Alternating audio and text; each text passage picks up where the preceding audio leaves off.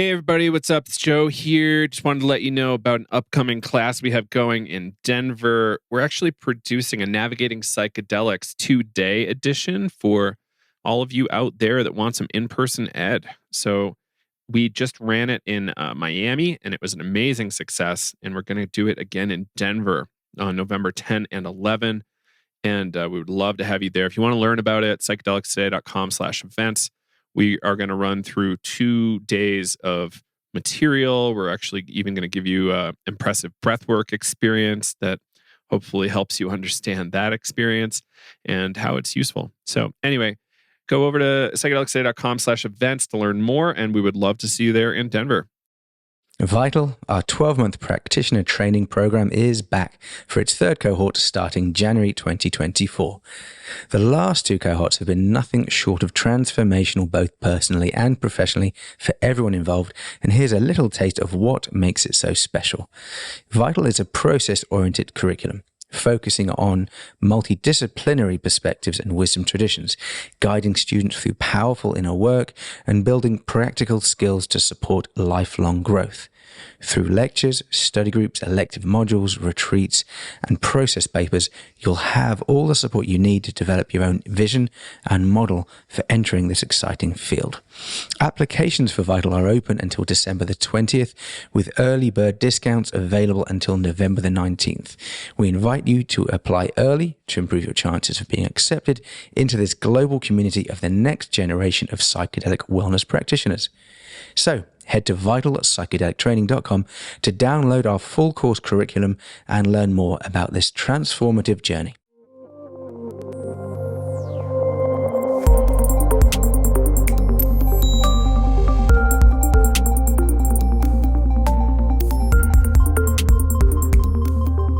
Hi, everybody. Welcome back to Psychedelics Today. Today on the show, we have Federico, psychotherapist and the founder of the ALPS Conference in Switzerland, which is happening real soon in Geneva. Thanks for joining us today. Thank you for having me. Thank you, Joe. Absolutely.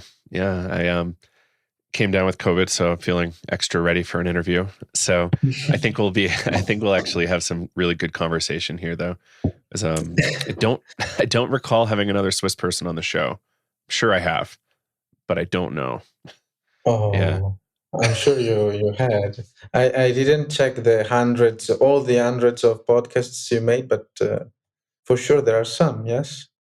I mean, there has to be, right? I don't know. Yeah. I suspect Jeremy Narby might be, but I'm not sure. You never know. Anyway, let's jump in. So let's talk briefly about the ALPS conference. What is this ALPS conference that's coming up? Mm-hmm. Well, in Switzerland we have a very alive field in psychedelic therapy and research. So at some point in 2019, we gathered together with some students, and actually we realized there was no such event in Switzerland. So basically, we decided to make one. And the idea, of course, is so the conference is called like Awareness Lectures on Psychedelic Science. So the acronym is ALPS, but the goal really is to share the awareness on psychedelic research and therapy. And I think we are very lucky in Switzerland because not only there are several universities doing research on psychedelics, but psychedelic therapy is actually legal. So both these two facts makes this place pretty unique for this work, and it's I think also a responsibility that we have because we are a multilingual country, so we have to work in all these languages that also are shared by other nations that are still developing these treatments. Yeah. So Switzerland has a little bit of a head start around LSD, around most of the other countries, right? So there's an interesting depth of experience Switzerland has, given Hoffman and Sandoz, et cetera. Do you feel like that has helped a little bit in terms of some of the compassionate care prescriptions that have happened in the last number of decades? Yes, so I think I'm really part of the younger generation, so I can just tell from what I know, what I've read, and what I've discovered by speaking about all of this with people that are from the older generation here in Switzerland. And I guess, yes, so of course that's a fair hypothesis. I mean, in any case, when we go see a little bit the perspective on how the psychedelic renaissance was sparkled, but the Basel Symposium for the 100 years for the birthday of Albert Hoffman was also a pivotal moment for that. So just for this reason, we could say, yes, Switzerland has a tradition there. And of course, we were maybe keeping this tradition alive. There is this psychedelic therapist association in Switzerland, in the German side mainly, and they were founded like in the 80s, and they are still active today. These were the people that restarted psychedelic therapy worldwide with the first LSD study from Peter Gasser and the first MDMA study, with from Peter Owen. Yeah. Yeah. Peter Gasser is the name that keeps coming up for me as the person that's really put, I suppose, the most professional time into psychedelics in Switzerland. But is he? I don't actually even know how old he is. Do you think he's getting up there? I imagine he's been at it for decades. Yes, of course. These people, they were there when it was still legal, and and they started like that, and then they kept trying to make it possible again, and eventually they did it. Yeah, it's important. And all right, and let's start actually talking about you a little bit. So, like, what got you interested in psychotherapy and psychedelics? Mm-hmm. Yeah, but for myself, I think it originates in the rise of my self-aware process as a human being around my 17 years of birth. Let's say, like when but in the adolescence, maybe. So we develop self-awareness. Self-awareness basically is a function of our system as humans, and in the beginning, you see, like in a child, the self-awareness is not as developed as in a mature human system, like brain and body connected. So yeah, I think that was a very difficult time for me, and I found in the study of my own consciousness and the managing of it, using it as a tool for emotional regulation, and basically I found a lot of basically I was super curious about this phenomenon, and I started studying it there, and really trying to use it to get rid of my own suffering. And then I happened to know that psychotherapy existed, and you could actually work as a psychotherapist. So yeah, I think my passion is really to understand consciousness, but of course this would not be enough for me, I think, because I really have to feel that I'm bringing a positive impact in my actions, and I want to feel it also. I want to see a concrete result out of that. So I think then this comes into psychotherapy, because also among all the things you do in psychotherapy is also like trying to get the person more aware of their own self. Mm-hmm. Yes. I love that, and that's probably plays into the name of the ALPS conference a little bit with awareness. Yes. I mean, yes, of course, psychedelics, voilà. So they are really tools that alters our state of consciousness, and yeah, we've been hearing a lot of ways to describe them, but this is really, at least we are sure, and we all agree that this is the main point of action in the system, in the human system, and it's beautiful. Yes. Usually I get hung up on the word consciousness because I don't know. Philosophers always trip me up on this. But yeah, I'm with you. No, of course. No, of course. No, but we could speak about it for centuries, So this is what we've been doing since a long time. I think, we can gather a lot of knowledge from history on this. And psychedelics are also a tool to understand better what's going on. Of course, when you see, well, yes, basically you see in altering this state, you can better recognize what it is, the normal stance and state of that state. Yes. So yeah, yeah, that's amazing. So, what does interest look like in Switzerland right now? Is there much mass interest in psychedelics for therapy? Is it kind of fringe, or where do we stand currently? I think in Swiss culture now broadly, this is something that is known uh, because there are also a lot of documentaries and reportage that are made by the television, and this comes really into the media. So yeah, I think for the population, maybe it's not that known, but people, they get to know the existence of that more and more, and it's like treated as any other new tool for psychiatry and mental health issues, because basically, yes, we can actually do it legally also in hospitals, and really it's a service that any citizen with the criteria can apply for. So of Oh course wow, it's not for everybody, and it's still an exceptional medical use of illegal substances, so LSD, MDMA, and psilocybin.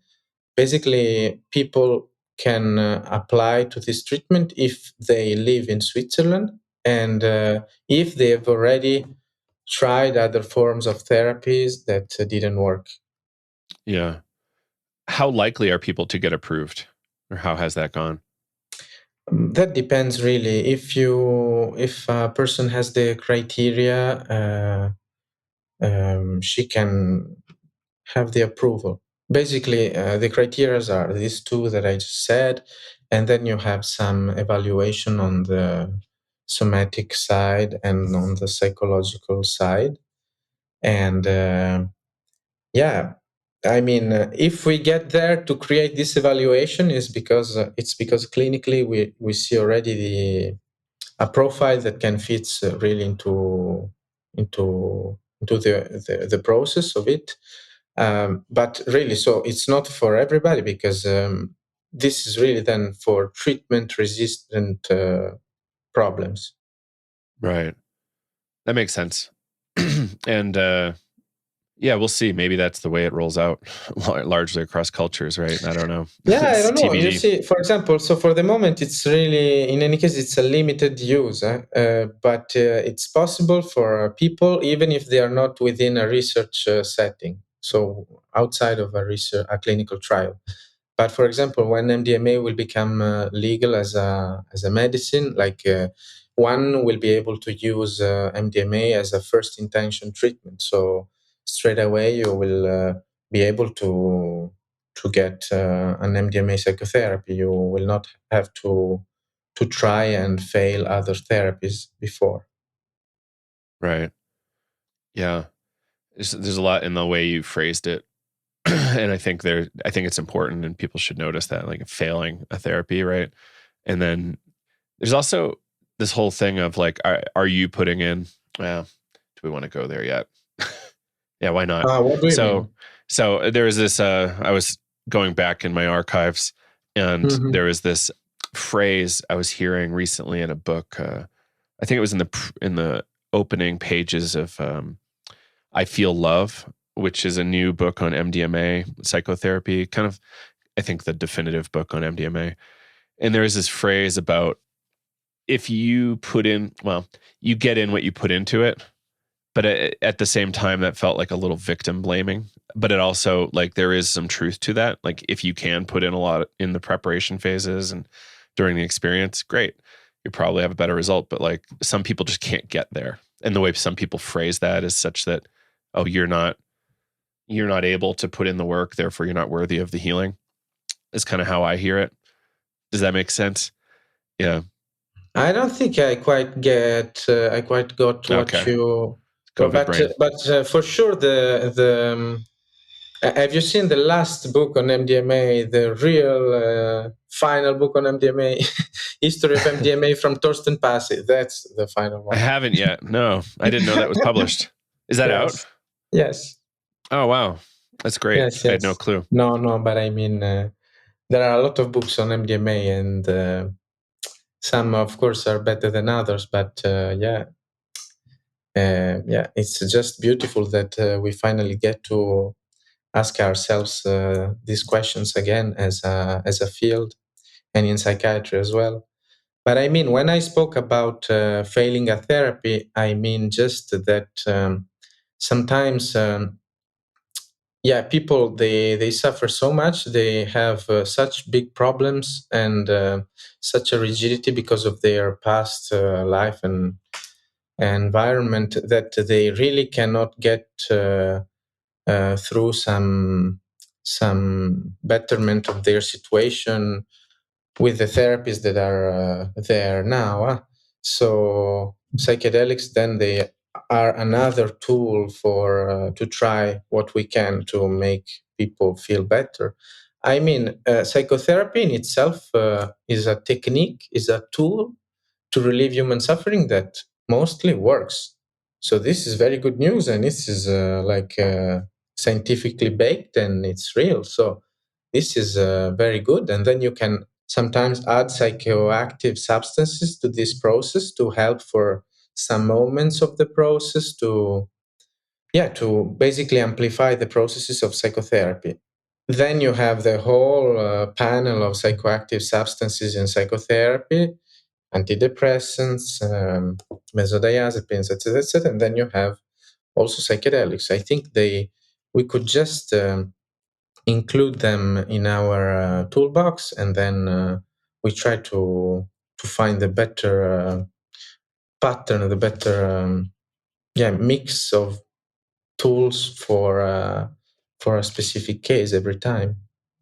Now, given Switzerland, you've been able to have this kind of compassionate access for a little while. Like, is there a certain type of criteria a physician needs in order to apply for that? Could any psychiatrist do that? Yes, no. You have to know psychedelic therapy. You have to be in a supervision group of other therapists that practice this therapy, so you can get feedbacks and supervision to learn and be able to apply that. Mm. Okay, that makes sense. And is that a formalized process right now? Yes, basically, we are on the process of formalizing it. You can. You have to have some kind of peer group basically in order to do this. There are institutions doing this. There are professional associations that basically gathering all the people that are professional in this field of psychotherapy. So, as any other kind of psychotherapy, you have a professional association for psychodynamic therapy, for CBT therapy, for mindfulness therapy, and then for psychedelic therapy as well. Great. I love that it's that formalized. I don't know that anywhere else is yet. We are in the process of doing that. For example, this week we started the first undergraduate course at the University of Geneva on psychedelic therapy. And it's an optional course for medical students, and but also open to pharmacology students, psychology students, and it's the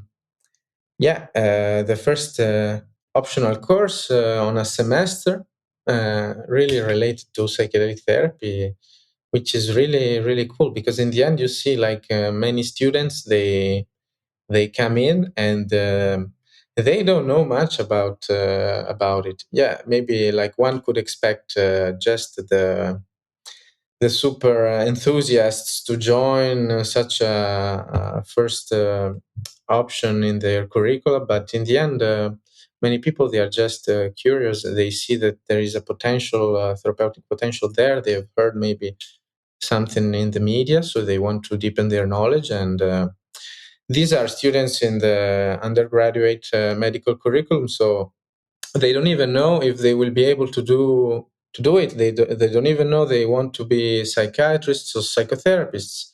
But this is still useful because then the different professionals that are around a person, they will be able then to understand that person. If that person is going through a psychedelic therapy, at least they will have a notion of that. Mm-hmm. Yeah, that's huge. Now, what kind of so there's so many different kinds of psychotherapy, right? There's many schools. There's not a ton of agreement between the schools in terms of like the fundamental theories, but at least like the practices can look a little similar in the room, maybe. Is there a preferred type of psychotherapy in psychedelic sessions in Switzerland? I think this is really really depends on the psychotherapist, because basically you can get basically in Switzerland, I mean, I think also in other nations, but when you get your title as a psychotherapist, the title is the same for everybody, and you can do psychotherapy. But of course, you got it following your specific curricula. So you have humanistic, psychodynamic that comes from psychoanalysis, and then you have CBT, and then you have systemic, and then others as well. So really, in the end, I think every psychotherapist will find his own way to then personalize all the things that he learned during the process of becoming a psychotherapist. Maybe in particular for psychedelic therapy, one thing that we can see, which is also proper to the field of psychotherapy in itself nowadays, is that you really want to integrate as much tools and as much knowledge from the different schools that you can. So it's really a kind of an interdisciplinary approach, like an integrated approach. But of course, I think or maybe just because of my taste in psychotherapy, what I really like is to have it also tested. And in any case, me being very passionate about consciousness and about a way to really observe it and measure it, my preferred one is third wave cognitive behavioral therapies that integrate also mindfulness meditation exercises or values. And there you see already it's a little bit cross-pollinating with other kind of schools. Yeah, I think eventually people just have a hybridized format of how they do the work. Yeah, you can search in psychotherapy research, and you see in the end there are some general psychotherapeutic factors that are present in for any given school. So it's, for example, like the relationship with your therapist, like the therapeutic alliance. That's that's the most important one, and that is for sure like present in all the schools, because it's really like basically, as you said, it looks like the same from the outside. It's the same setting. There is one person speaking or listening to another. And and that's about human connection, of course. But of course, then you can work within this relationship in very different ways, and you can by the fact that you understand it from different perspective. Yeah, I love that. So let's talk about how did you do the first conference, or how did it come about that you wanted to actually be putting on these events? Like, was it just the pure absence of events post Hoffman's 100th birthday, or what was it? I think the sparkle came when we read an article on Maps blog, which is still there. It's an article from Andrew Sewell wrote in 2006, I think. And it's titled "So You Want to Be a Psychedelic Researcher." And we were doing our studies in our master degrees in psychology, and we were like, wow, yes, that's super cool. So, okay, I want to read this article. Let's go through it. And at some point, it tells you that you could really try to get as much knowledge as you can in order then to use it at some point to be basically useful in some clinical trials with psychedelics or something like that. And then it tells you just to, in order to do this, one thing you could do, it tells you, is to join the Psychedelic Student Association from your own university. And basically, there was none. And we were in Lausanne University. And basically, we were already working within the Student Association environment. And we just decided to do one.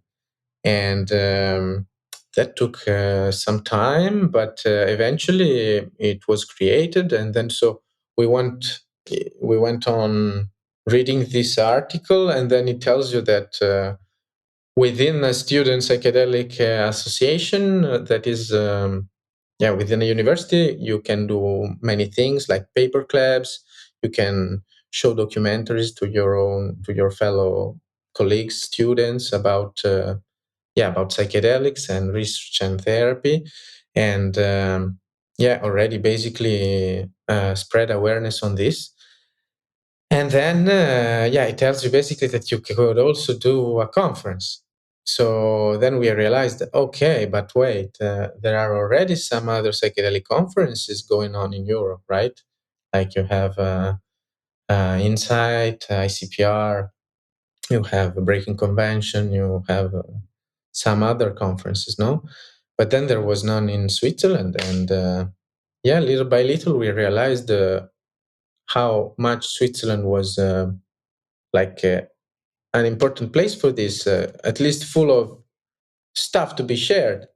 So then, we embarked in that journey. We did the first time crowdfunding on the internet to get the means to do that, and it worked out very well, and we were able to do it for the first time in Lausanne. Yeah. Yeah. And what kind of building were you doing it in, or room? Yeah, we actually still 2 weeks before the event, we should have done it in at the hospital in Lausanne, and we had an agreement there. But eventually, it was still COVID, almost COVID time. So in Switzerland, it was a little bit. The regulation was a little bit more flexible at the time, so you could use public spaces and hold events, but only with masks. But you could do it at that time, while in other countries, maybe at that exact time, it was not feasible. But basically, since we were doing it in the hospital and some regulation changed, this was no longer possible because of the peculiarity of the hospital. You really don't want to increase the risks for health issues in an hospital setting. So basically, in the end, 2 weeks before we received, we had to change our plan, and in the end, we had a plan B, and it was to host it where it actually happened in the Olympic Museum in Lausanne. Basically, Lausanne is the place where the Olympic Committee, so the committee of the people that organize the Olympiads, resides. And so there is a museum for that, with a beautiful room for conferences and meetings. And we were lucky enough, we got that plan B to use. And so it was, I think, like, for the beauty of the setting, I think in the end it was even more beautiful. That's Yeah. amazing. And what have you moved on to now in terms of space? What kind of building are you using for this one?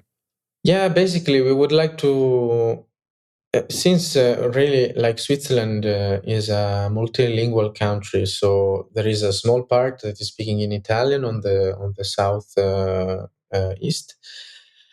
But then you have two big chunks, the French side on the west and the German side on the northeast. And basically, really, it's very important for us to be inclusive of all this multilingual environment. And we wanted then from the beginning, we told ourselves we would do it once like on the French side and once on the German side. So the first time was in the French side in Lausanne, then we did it in Bern in the German side, and this year is again on the French side in Geneva. And yeah, we chose to do it at the Bâtiment des Forces Motrices, which is an historical building. Maybe one of the things that people have in mind when they think about Geneva is this water jet that is a really typical representation of this town. And actually, that was that's something that has an history because it was out of basically this building it was the controlling building of the dam of the Rhone River that comes out of Lemon Lake and goes till Marseille and to Mediterranean Sea. But then basically you had this water jet being built out of that, and when they changed the technology and the water jet as an outcome of the dam functioning was not there anymore, people complained because in fact they liked it as a fountain, as a big fountain. So basically they just created a new one in the lake directly, and even a bigger one. So this is very simple idea to create something that's unique, and then it stays as a symbol of this city. Yeah, but I mean, it's just a beautiful building. It's beautiful room, a lot of space, and it's built on the water. That's also super cool.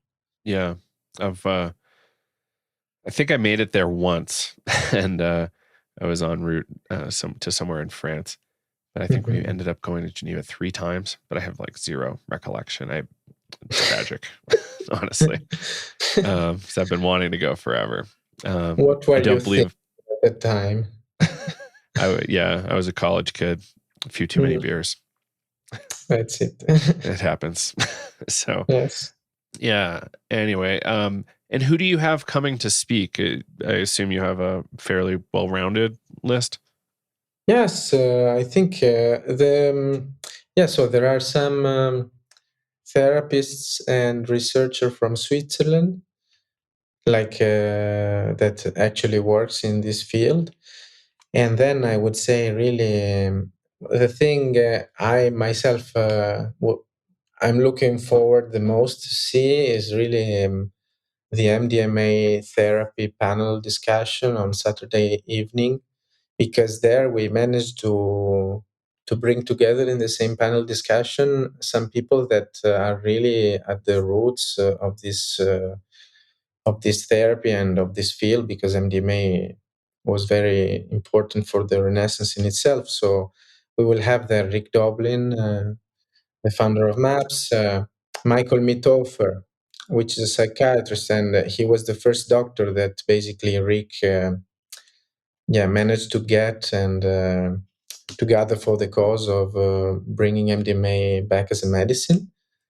And then we have Peter Owen, which is a Swiss psychiatrist, which is even depicted in the Poland documentary on Netflix. In any case, because he was there to work with them to do in Switzerland a phase 2 study for MDMA for PTSD. So they did a couple of of studies on MDMA for PTSD, but that phase 2 study was really made in collaboration with Peter Owen from Switzerland in 2014. Wow. And so this is very, very cool because, I mean, like they are all there. They can have a discussion together. We can ask them questions. It's really, really open. And then there will be also in the same panel a patient that has gone through MDMA therapy herself. This is also super important, I think, because you can really see what's the goal of all of this, which is the most important part. like relieve useless human suffering. If we have to say it again. Yeah. I love that. And rotating between the regions, I think, is really a cool idea. I'm glad you're doing that. And I think that's a good strategy for getting more awareness broadly too. Do you expect that kind of thing, or inclusion from biotech or anything like that? But for the moment, not really, because I think we are still very young as a project, and we really focus on the academic part of things. So, like, the speakers are not paid to be there, even if we host them and we pay the travel expenses. They basically, it's an academic conference. You can get postgraduate training, training points, like credits as a professional in Switzerland, like a psychologist or a psychiatrist, for doctors and psychotherapists, basically. And one thing maybe like this year is that we have for the first time research posters there, and we received some applications from around Europe. That's very cool. I think for us, one very important thing is to also bring this to the students, because they are really the new generation of people that will have to bring this forward and to actually work with this. Because when we speak about these giants that will be there, like for example for the panel, but they are still part of a generation that will have to give the knowledge to that is there to share the knowledge that they was able to gather and create. But it's for me, the most important part is to bring it really to the present. And I think for this I think we did a good job, because basically we started a psychedelic student association in University of Lausanne at the beginning, but then we really tried to promote the creation of such an organization in other universities. So now you have 7 different universities having their own student association related to bringing awareness on psychedelic research and therapy. And this is extremely cool from my perspective, because basically every student association then creates events for their own universities, like paper clubs, like documentaries, and or sharing of experiences, and they can invite speakers to do things. And then we try to federate all this association in the Swiss Psychedelic Student Network. And then we have this basically confederation of different associations, creating an event that is made by students for students, which is called the ALPS Forum. And there you have only students speaking. So you have 2 bachelor students speaking, 2 master students speaking, and 2 PhD students speaking for their own bachelor, master, and PhD thesis. And then you have one coming from the German side and one coming from the French side. So really, then you try to give it to the younglings and see if they can develop it for real, because it's still the beginning. It's very early. Yeah. Do you have anything to say about how early we are in psychedelic research? For me, like personally, I think we are very, very early. Like as I said, my curiosity is really into the study of consciousness from a cognitive perspective. And I mean, there is not a lot that is done yet within cognitive sciences to understand psychedelic altered state of consciousness. Just this, like it tells you how early we are, because you have whole fields of like studies that can study psychedelics that didn't even start almost. Yeah, and then in any case, of course, for what is on the therapeutic perspective, you know better than me. I mean, you have only one actual phase 3 study ended on psychedelics, and you will have to basically make some research on all the different potential applications with all the different potential substances. This is this is an amount of work that will take decades and generations. Agreed. Yeah. Mm, Like we've already lost many decades and we still don't have yeah, appropriate funding for the research. yeah, that's a very important part. Is there much activity in terms of science getting funded around psychedelics in Switzerland by Swiss funding authorities?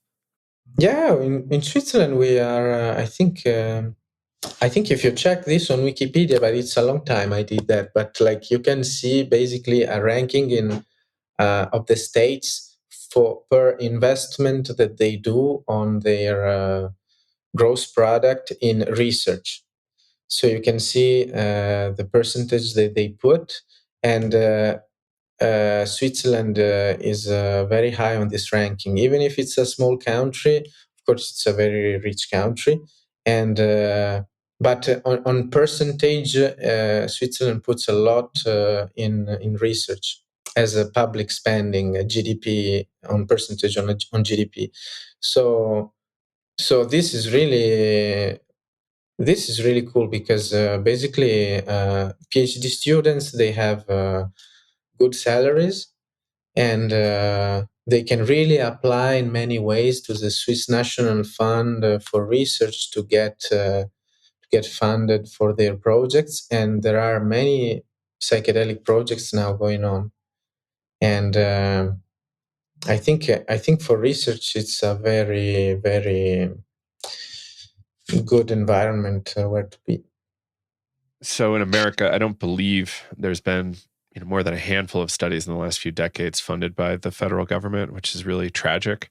I Mm-hmm. think I forget which organization. I think National Science Foundation or something. NSF might be one of the bigger funders, and we're just not seeing activity. Mm-hmm. I'm a board member of this group, the Psychedelic Medicine Coalition. The whole object is to increase science funding.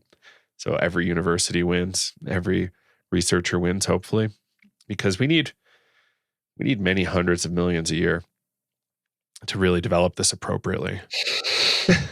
My opinion. No, of course, Yeah. of course. But there is so much even to be researched in the health sector, of course. But this also deserves some resources for sure. So, is there anything research-wise that's really interesting to you, specifically interesting to you, maybe from the consciousness perspective? Mm. Yeah, I'm doing a PhD thesis on metacognition and psychedelics. Basically, I would like to see if there's a link useful to be made on a conceptualization of consciousness that is really cognitive science based to understand better alteration of state of consciousness driven by psychedelics. In other terms, basically, really like you can model your understanding of consciousness from based on neuroscience and the physiology of the brain, but you can really link this understanding to some phenomenological level, which are basically how do you feel your consciousness working. So you really have some ways to understand it from a monitoring and a control perspective, right? So, like for example, just if you think about meditation, what the meditator is doing is really monitoring and controlling his focus of attention. So within the realm of his own self-awareness, he actually puts some effort there. He actually he does something and he can learn to do it better and more and smoother, right? More smoothly. So I think you can. I think it would be useful to just better define what's happening there from a cognitive science perspective, then, which is really bringing the phenomenology of what the person feels she's doing in her own mind and consciousness, and neuroscience, and meaning like what are the areas and the processes on the physiological level that can make that possible.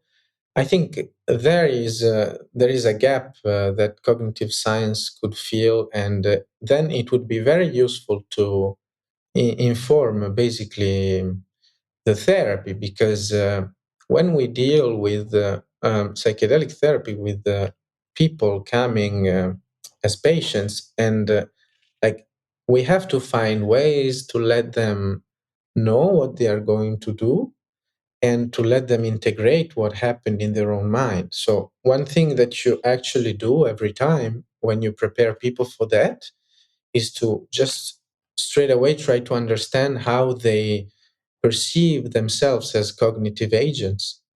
Like this is like in other terms, it would be like how do they feel about being a conscious human being? How do they? What is their narrative? What is the story that they tell themselves around what is their own consciousness, like their own naive definition of consciousness? And then basically you try to get their own worldview on this, and you try to inform that worldview with more pragmatical and useful ways of seeing it, so they can better use it to better regulate themselves and go through even psychedelic therapy and the integration process. Yeah, that's fun. How how deep are you into your PhD work? A year? No, I just started. It's been 1 year Okay. I'm on that, and I'm doing it aside my therapist work. So yeah, I'm at the beginning, but everything is going fine. I really like it, so I think I will make it till the end. That's great. I love that. So you're looking at having how many people this year at the conference? I don't know, some hundreds, normally maybe around 300s. That's great. It's a very cozy conference in the end. We only have one track. So this is also something that we really like, because then everybody during the pauses, they are all on the same page, and they can really share on what that person said. What did you think about this and that? And also because we give every speaker really time to answer questions, like 15 to 20 minutes to every speaker, to just take questions from the public and to have an open discussion on that. So this is also something that we had as an idea in the first year, and that we saw it worked very well for the public, because you really have the time to go to the details if you have some difficult questions, or like some questions that are there to be asked, but that are very difficult also politically to be asked. Yes, basically they cannot. The speakers, they have to show themselves, or I mean, they really receive questions, so we ask them to be able to face it. Mm-hmm. Yeah. I mean, from a public that is free to ask any question. I think this is intellectually a very, very good environment, and a very good exercise as well, because I think we should be able to speak about anything and really to reason about everything. But then, of course, for the goal of improving our knowledge and our practices. But at least the discussion should be open to everything. It would be smart. Yeah. It's unfortunate when it gets to be just the privileged few asking questions, but it's nice when we can get more broad with it. There was this slide I think Dr. Carl Hart had who I think he spends a lot of time in Switzerland now. He had this at He lives in Horizon. Geneva. Yeah. Oh, that's great. Yeah, I think. Yeah, that's awesome. He had this slide where it was, all right, now is the portion of the talk where people get to the microphone and ask, have very long statements disguised as questions. Any thoughts on that? Yes. Yeah, you just have to like cut people off eventually. Or how do you think? No, but of course, like, so what's the deontology of asking questions during a conference? Like, let's have a monograph on that. And no, but I mean, of course, then yeah, I think that's then the level of self-awareness of the group that will inform that person that she's maybe overstepping the boundaries of the freedom to speech of other people because she takes too much time to ask one question. If she has to make a statement, maybe that's not the. I mean, I think she is doing it because she understands that's an impactful moment to do that because everybody's listening to that person, but it's of course maybe a lack of awareness of that person on her own deontology of things, or maybe that person is just willing to create a disruptive moment in which she takes a lot of space in a civil disobedience stance to bring a message that she finds more important than what's going on in the room.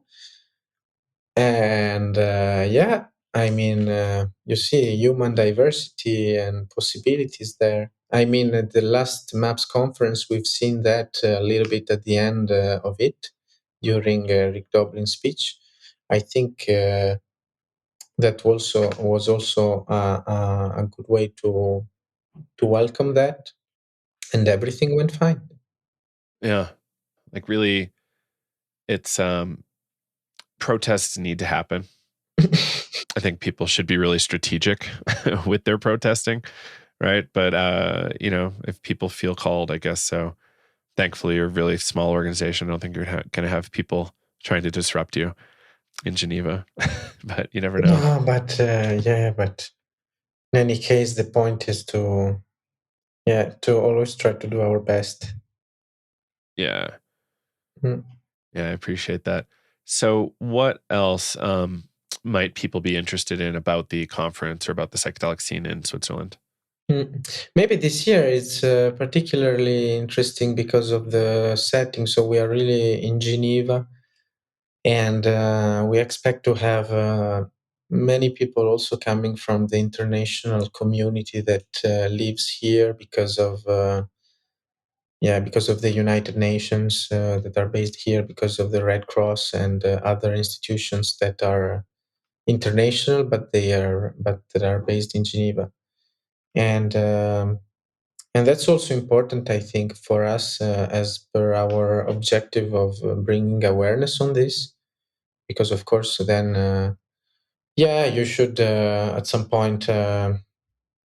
Like if you recognize this treatment as really important and with a good potential, then the question arises how to which extent you can use them also in other contexts, like outside of the Western world.